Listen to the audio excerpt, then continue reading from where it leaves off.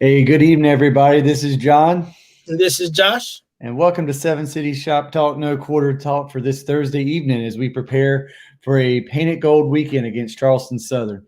How you feeling this week, Josh? I'm feeling pretty good. I like that it's a family weekend, and I like that we're coming off of a win. So I think this is going to be a pretty good weekend. Coming off a win that if you and I like what you put on the Facebook page. If you didn't watch us live, then shame on you because that was the most exciting last 5 minutes of a football game I think ECU's had in a while. Really, and I hate to say put it on one game, but that one game really changed the outlook of the season. 0-3 would have been really a tough look for ECU, but now we're 1-2, looking at a Division II opponent, hopefully coming out 2-2 this week. But just a great game. So we did watch the last few minutes together. But what do you think of the first half? I thought that the first half of the game, I think that we were pretty solid. I mean, to be honest with you, if you would have told me that the first half would have been like it was, or that the whole game looked like the first half, I wouldn't have been shocked. I think that the first half looked like what I could expect from ECU at that point. Yeah, only down by 3 at halftime. Really excited. The offense was doing its job. Defense looked good. Just having a hard time stopping Marshall's offensive line, but we knew that was going to be an issue all game. Down by 3 at halftime. Come out in the second half. Marshall puts up 14 points in the third quarter. Just looked devastating. Down by 17 going into the fourth, and for a good chunk of the fourth, and then it all turned around. I know we talked about a little bit, and if anybody follows me on Twitter, you can see how it was. But just a lot of down Pirates. Everyone's, upset with Holton Ahlers and the offense and what are we doing? The offensive coordinator, Kirkpatrick, getting just all this heat, and all of a sudden it's just like they flipped the switch. Yeah, and to hear Donnie K talk about how to him we didn't change anything in the second half or in the game. I'm like, okay, look, I get that you want to make it sound like nothing was different and that we just executed better and we just played our style of football. But man, I personally think that the focus shift from Tyler Snead and the focus shift from CJ to Audie and Shane. I think that's really kind of what Holton did, was just changed up his progression on some of those plays, honestly. Yeah, just starting with Holton Ahlers in the fourth quarter alone, 13 for 19, 151 total passing yards, 2 touchdowns, neither through the air for him, 1 running, 1 receiving touchdown for Holton Ahlers. Yeah, it blows my mind. A fourth quarter quarterback rating, and I had this wrong on the stat. I had to relook.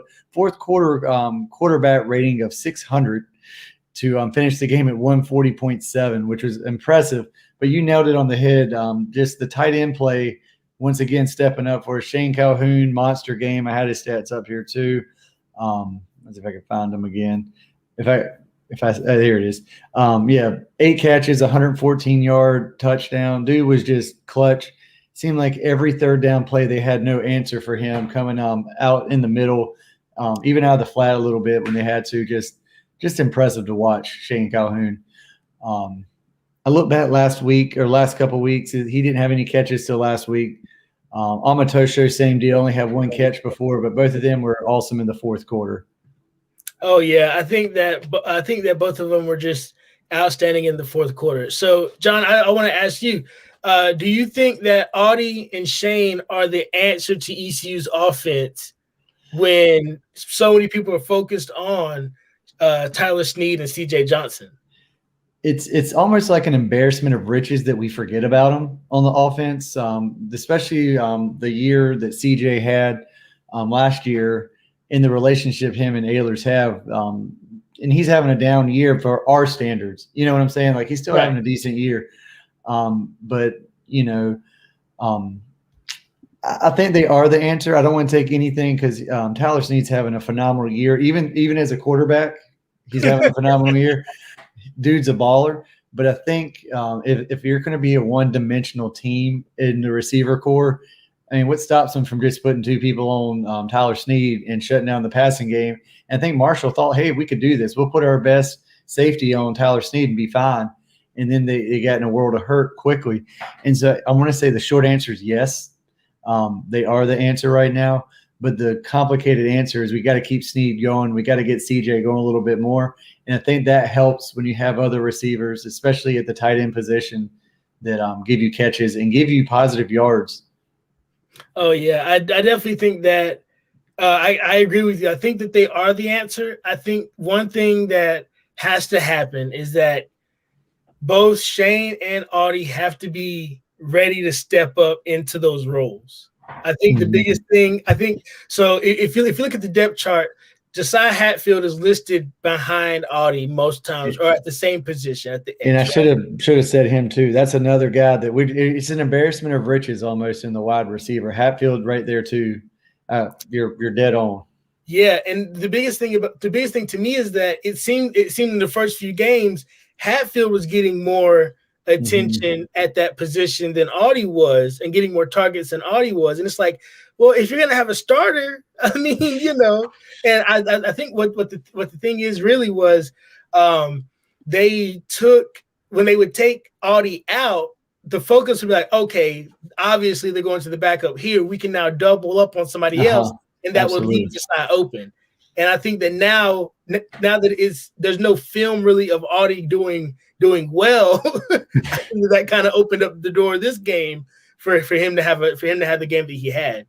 Yeah, I'm just looking, 5 catches for 70 yards, and that's for the third best in the game. You know what I'm saying? Like, that's crazy to me. Someone too that I've been really impressed with coming out of the backfield is Keaton Mitchell. What is that? 4 catches for 35 yards, a good check down for Holton Ahlers, and with speed that is, if you look at the social media page for ECU, is better than Sonic the Hedgehog. then he can make something, and that's what I thought Holton Ahlers needed, something he could dump down that in theory could be a 1 or 2 yard gain that Mitchell could turn up the field for a huge yard chunk. It's good for him. And speaking of Mitchell too, the passing game's really coming along against Marshall, who I think is a good team, who looked like world beaters in the first half.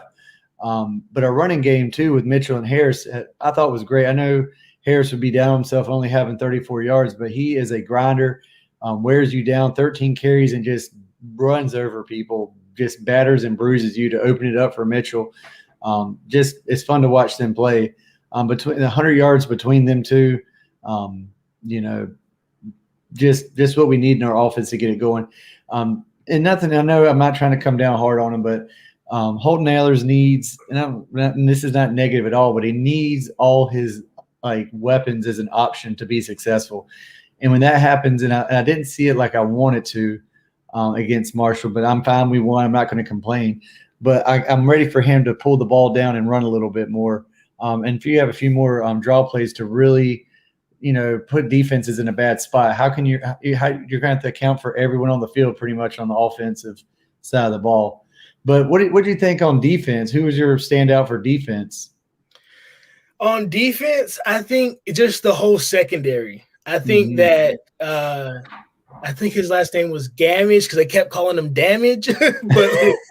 but that guy he is an outstanding receiver, and I have to give him props. Like I can't take anything away from him as a receiver. Yeah, he had 8 catches for 180 yards, and he made it look effortless. Effortless. And I know we talk a lot about it, but very much could easily be a first team all conference American Conference player if he was in our conference. He did head and shoulders above. He should be first team Conference USA, but just phenomenal. I did enjoy watching him play. Oh yeah, and the thing is that I think that our secondary as a whole is what really helped win that game, because unlike maybe 2-3 years ago, they weren't giving up after a big play. They weren't slowing down on the pursuit if it was a long pass and everything looked bad. Like, our secondary finally looks like they are ready to compete, and even if they get beat, to not give up and to keep going after the play. And I think that, to me, that's really the biggest thing that you can ask for on a defense that has to go up against a team with receivers like him. Yeah, and just watching the other day, I watched a little bit of the fourth quarter, but Jair Wilson, safety coming in, really impressed me. A guy that hadn't really been on my radar, just being a ball hawk, getting into the backfield on blitzes and just really getting after it. I'm trying to find his stats, but I'm having a hard time. I think he had 10 tackles. 10 tackles, 1 tackle for loss. And, I thought he had a good job. Miles Berry had a great game. DJ Ford did too. But our secondary for real has stepped up. I cannot remember the last time we've been positive on turnovers this late in the season. I mean, just 3 games in, but defense is really stepping up. And I think Holton is really protecting the ball better, making good decisions. I think his decision-making was much better this week with just passing the ball. I think in South Carolina, and maybe it was you that said it, someone said that if he gave this but if he played this well against South Carolina, we would have won that game too. And so kudos to him for getting in the film room and just really hunkering down this week and making it happen, finding a way to get it done, as Coach Houston would say. Yeah, and another thing about the secondary is that, or just as a defense as a whole, is that some people aren't noticing, but we are getting turnovers just over and over and over again. And it seems as though when ECU needs a turnover, we're getting it. And it has been phenomenal. If you would have told me in 2017 that our defense would be getting turnovers at this rate, I would have laughed at you. If you'd have told me that if we'd be getting turnovers on the as the other team's taking the ball into the end zone to recover for touchbacks twice in a season, I mean that moment in the first was that the second half? I can't remember. Whatever it was second half. Yeah, it was really a turning point in the game. Like it really, I mean, the complexion of the game totally changed right then. Marshall would have gone up by 3 scores, it would have been a problem, or 4 scores, it would have been a problem, but found a way to make it happen. Yeah. So switching gears, what are you expecting out of Saturday? Well, I'll call him out if he listens. I'm sure he does, because he always wants to make sure I don't say anything crazy. But Tom McClellan made the comment in the press box that we should be able to beat, Charleston Southern pretty handily. That maybe he said even I could play quarterback and we'd have a shot. I really highly doubt that if you ever see me play, but maybe we'd have a shot. But Charleston Southern, doesn't look impressive on paper. I hate to say that. I have not watched any film besides the one highlight package that the quarterback had on his Twitter page. That was not very impressive. I think you had some film that you had together, but just a team that looks like they could get pushed around a little bit. They had one stud on defense. The few little clips I had that he was getting in the backfield, but again, I'm not sure. Is that just the opponents they're playing, or is that because it's junk garbage time? They're down 34-14 at that point. But I don't know. It's interesting.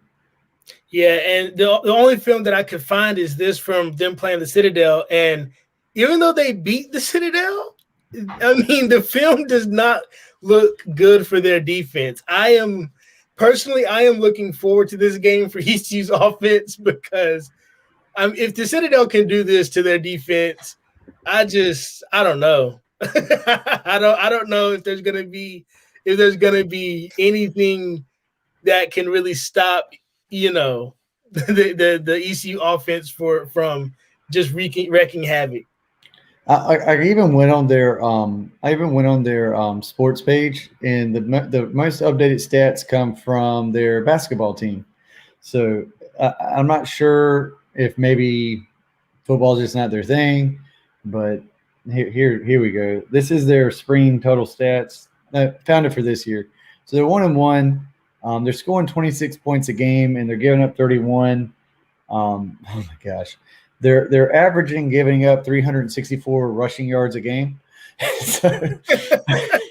Well, yes. On the media guide that ECU sent out, it looked like ECU and Charleston Southern have just about the same statistics in terms of yards per game, yards allowed per game. Like almost most things were about the same. And to me, I'm like, I mean, that's cool. But if you're an FCS team, you've only played 2 games, and your average is between those 2 games, and one game you get blown out. Yeah, I mean, I don't. Any Pirate fan, and I guarantee a Pirate is going to win, either a Pirate or a Buccaneer. So I mean, we got that going for us. But I like what you said, the Battle of the Seas. That makes sense. don't hang your hat on this game. If we struggle at the beginning and don't seem focused with it, that's one thing. If we go out and win by 60, that's still same kind of boat to me. I feel like we win the game. I think especially the offense still has something to prove. I think Kirkpatrick's going to open the playbook a little bit more and try to get some things worked out for conference play that starts next week or the week after that. But I don't know. I could see us winning by 56 points, and I could also see us winning by 14 to 18 points and not really be nervous about it either way to me. Yeah, I think for me, I'm kind of weary because I'm like, okay, ECU plays an FCS team as the last non-conference game, looking to go 2-2 before opening up conference play, and then the very next week have homecoming against Tulane. And while Tulane hasn't looked the best this year, it's not like they look like they are gonna be just coming into ECU, on their backs, So it's one of those things where I'm like, is ECU gonna be focused on this game, or are they gonna be looking forward too much on the next game? And then, just like is ECU gonna be feeling the hype of that win from last week? And letting that kind of slow them down for this game. There's so many different things that play for me that I'm like, Yeah, and as a coach at a high school level, this game would be to me a team we have districts. So I know people in North Carolina might understand. We have districts that in certain sports, I'm thinking like the spring sports, baseball, softball, there's certain teams in your district that are just it's basically a glorified scrimmage for you that you don't want anybody hurt. You want to get through with no one on your team getting hurt, but especially no one on their team getting hurt. And if you roll them by 20, that's fine. If you only roll them by 10 because you took it easy on them, that's fine too. But I've seen too many times in my life where coaches take it too easy or don't take it seriously and get in some real dogfights with those teams. And I could see that almost happening here. Coach Houston has made a point in the weekly press conference to say they're not looking past Charleston Southern, which is code for I think my guys are looking past Charleston Southern, and we need to get them back on track. But I just don't feel like at this point that I think we have the maturity. I think we're a young team, but I think that we've had so many crazy games the last couple of years that we aren't looking past them. I really do feel in my heart of hearts we do kind of thump them a little bit, maybe just 30. There's no reason to blow them out. It's a good time to see what we got in some of the other positions that are build some depth and get some experience, but we'll see. We'll see. Yeah. And I do want to point out that right now we are really trying to turn the tide against FCS teams in terms of our win-loss record. So I looked that up. I looked that up this week because I was interested in her, and it's not terrible. But it just felt like we have a terrible record in it because we have in the past few years. But we're 27-3 all time against FCS. But the last couple of years have proved that means nothing. It means nothing. Right. And so I never want to see JMU again. I never want to see A&T again. I just don't. I won't. And God bless the man. We give him a lot. We give him a hard time at ECU, but I don't know. Coach Mo has a special place. I think he tried his best. But, he didn't have any problems with FCS, go out there and run it. So I don't know. I mean, it's a weird thing in college football. I'm not a big fan of playing FCS teams. I'm glad they count towards your bowl eligibility now. Back in the day, they wouldn't.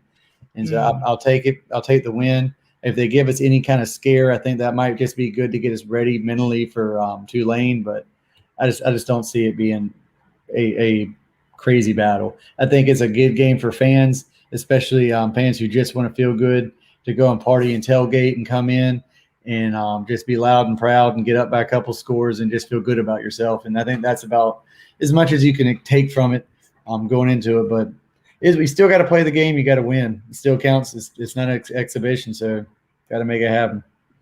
Yeah, and I think that's one of the biggest things right now is that, I mean, no matter what, you still got to go out there and you still got to lace them up just like the other team.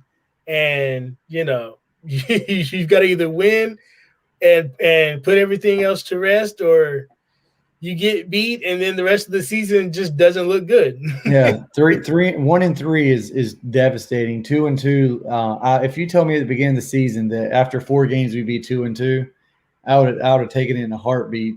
I don't know if I'd have taken. I'd like 3-1, but I'd have taken 2-2. But it sets you in the driver's seat. You beat Tulane, you're 3-2. Then the confidence is way up, and everyone's feeling really good. If you're 2-3, everyone's still feeling good. Hey, we could find 4 more wins somewhere, make a bowl game. But 1-3, I guarantee if we'd have lost to Marshall, we didn't come back, there would have been 20, maybe 18, 20,000 people in the stands on Saturday. So, oh yeah. I've been looking for that. Have you seen any attendance numbers yet? I haven't seen any attendance numbers for this game. So it's kind of tricky because I know earlier in August they had already announced that the family weekend festivities, like the family based stuff, was sold out already, and it was I think that they said it was the first time that they ever sold out for that. But I don't know if what that does to ticket sales. I mean, I don't think that the ticket sales are necessarily matching. Yeah, I don't know. See, I just don't. I'm looking. There's 1 or 2 guys I look at for ticket sales, but I did see that the Pirate Club representative did say that sales were up on Monday after the Marshall game, more so than or about where they were on the at the same point the South Carolina game at that point. But they had a lot of walk-up tickets for the South Carolina game, so I don't know. It's interesting. I would like to know. I'd like to see 40,000 people there. The only number that would disappoint me, anything less than 30. I get it. It's a beautiful day, 6 o'clock start. I feel like that's going to really help, but we'll see. Oh yeah, I think for me, this game, the forecast for this game is just going to be so great that even if I wasn't a football fan, I'd probably just come out just to finally have a day where there's something to do.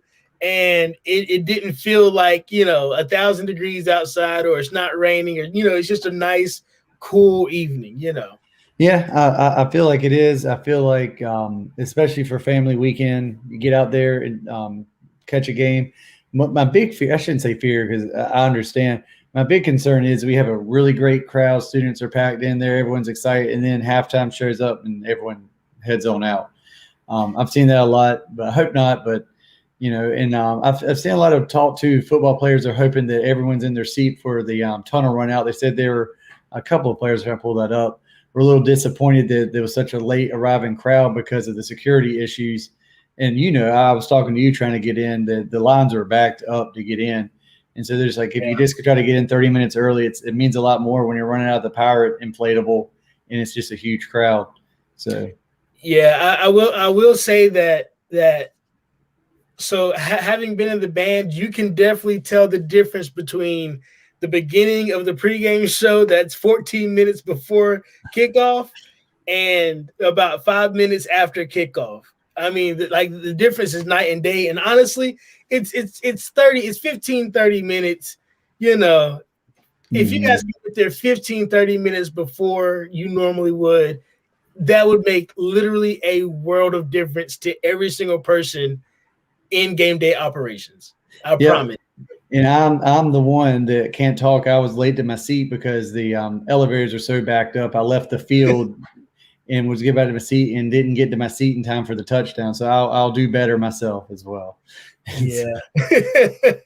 I've been looking for a line too, because I know they don't typically do FCS lines, but I cannot find a line anywhere for the Charleston Southern game for ECU. I assume we'd be, if anybody wanted to put money on it, I would. If it was me, I was an odd maker. I put it at 28 points, but can't seem to find one either. Yeah, there actually isn't a line on this game anywhere. I use a site to check the lines where it compares every line from everywhere, and no one has our line. So yeah, I would assume not. I mean, there's no money to be made. It's and not I don't even say that in a negative way. It's just the house doesn't take bets that aren't coverable for them. Right. I am just looking just randomly that Marshall and Appalachian State's 21-20 App State at halftime. That interested me. I was hoping that Marshall would blow out App State to make me feel better about it, but I don't know. But yeah, I was checking it out too. It looks like Marshall was up for just a second. Mm-hmm. And then App State scored right before going into halftime, it looks like. And so things are trending more towards App State. I mean, time of possession, App State has them almost doubled in first downs for App State. Neither team has a turnover though. So yeah. I was just looking too, or just from an App State. So look, if you just look at the stats, App State just looks for real. Oh yeah, 20 first downs in the first half is. I mean, that's a real team. I don't care who you're playing. If we had 20 first downs against Charleston Southern, I'd feel good about it. But I mean, the leading receiver has over 100 yards already in the first half. Leading rusher has over 50 yards and 3 touchdowns. I mean, at that point, let the stats call the game for you. Yeah, it's just whenever we get up here, I might try to flip it on, but I know just that fourth quarter of the Marshall game made me feel so much better. If we didn't win that game, I wouldn't even care. I'd be so stewing. But give us some hope for ECU. Oh yeah. Oh yeah. All right, so I know it's just a weird week, family week, painted gold weekend too, which I always find interesting because the only gold piece of apparel I own is this hat, so I wore it for this too. I don't think I own a single. The only T-shirts I have are really, really old. I don't know. I just don't look good in yellow, and so I want to try to find something. I got a shirt that's purple and gold, but that'll be it. But don't forget to wear your gold. That's a big one. I went to the first one they ever did, the Virginia Tech one in 2014, and it rained, I think, 3 inches in the game, and it was the summertime. 2015. 15, yeah. Yeah. And so the last game I took my dad to, and I said, the rain's going to hold off. Don't worry about it. I kept looking at the radar. All the rain doesn't even look that heavy, and the first half was not raining at all. Halftime, the rain set in, and it was a yellow out because everyone's in their ponchos. Yeah. I have a picture from that game for the marching band was probably the worst game ever. Half of our instruments got ruined, and we literally had to call an emergency repairman to come to a rehearsal for the next Wednesday to repair everything because I mean all the woodwinds had mold in them because we ended up putting them in the cases. We ended up having to we sang the halftime show. I remember that. The rain was pouring so hard in the second half that my shoes were filled with water. Yeah, and, I'm sure. And my dad, God bless him, didn't want to leave because he knew this was it was our last year of really attending. I think we went to the Cincinnati game on a whim that year, but we knew we weren't going to be every gamers anymore. And he didn't want to leave. And finally, he's like, I can't take any more. And so we went home and watched the we got home just in time for the last 3 minutes on TV.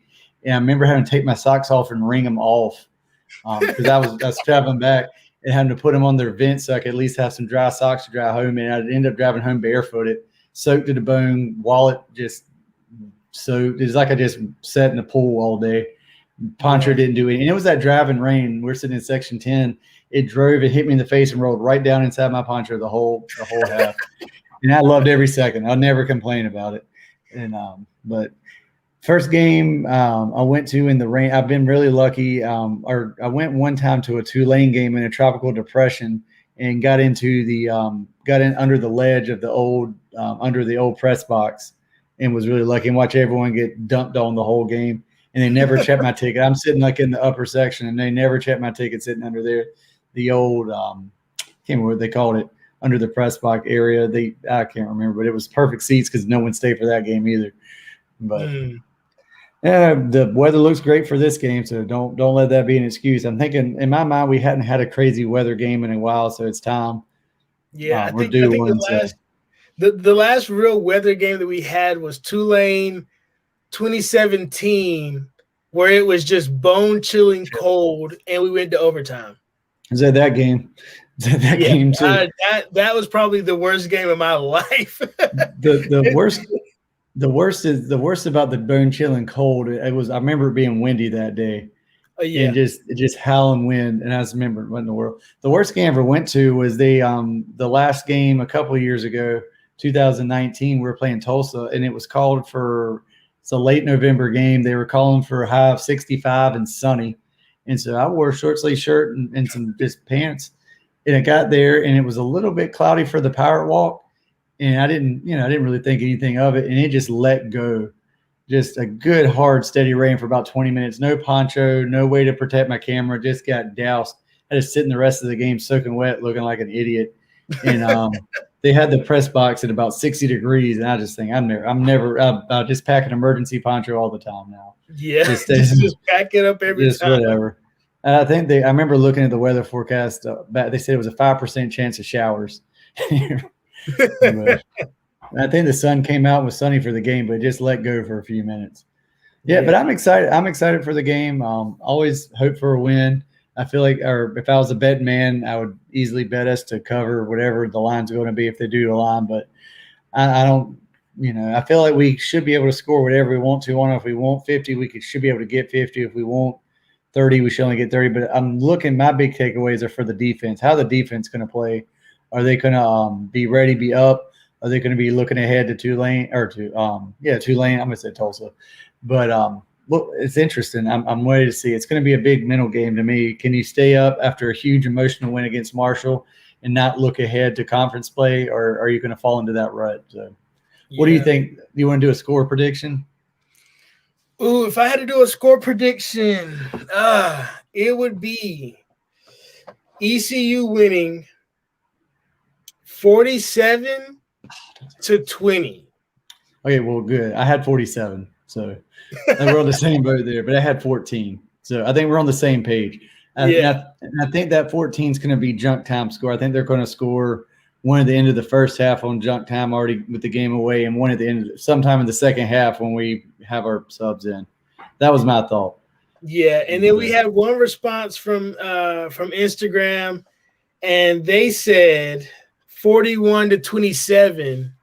Okay, and I think if there's going to be some people who would panic at that score and be upset, but I'd be totally fine with that. Yeah, especially because I think that their quarterback he's not bad. He just doesn't have he's not FBS Division I, but he's not bad. I mean, if he puts up some points, he puts up some points. I'm just thinking, and Coach Houston said it's their Super Bowl. They're going to give you everything. I pull out every play of the trick, every trick play in the book, everything they got going for them. Why not? I mean, you got to play the games. It looks so overmatched on paper, but if I'm Charleston Southern, what do I have to lose than to just go all out there and just pull everything I can? So yeah, and my last thoughts on it is last week they played the number 20 team in FCS, who is also in their conference in Monmouth, and I mean they lost for like 40-14. I mean at this point, I mean they're playing an FBS school. They don't have anything else to lose. Like they've already lost their conference opener to a ranked team in their division. Like there's nothing left. I mean, they're playing out. Yep, and I don't want to be ECU to be that team that is the another miracle win by FCF team on the home. Like I think, not say miracle, but A&T always just gives me flashbacks, man. Like, where's my money? That the famous like little clip from that game. Bring me my money at the end of the game, man. We just totally overlooked them and totally it was terrible. I don't think that's going to happen. I think Coach Houston has these guys focused. We'll see. Either way, I feel like we're going to win. Is it going to be an easy game? I think so, but if it's not, I'm not going to panic. But I know there will be people that panic if we struggle. Yeah, they will.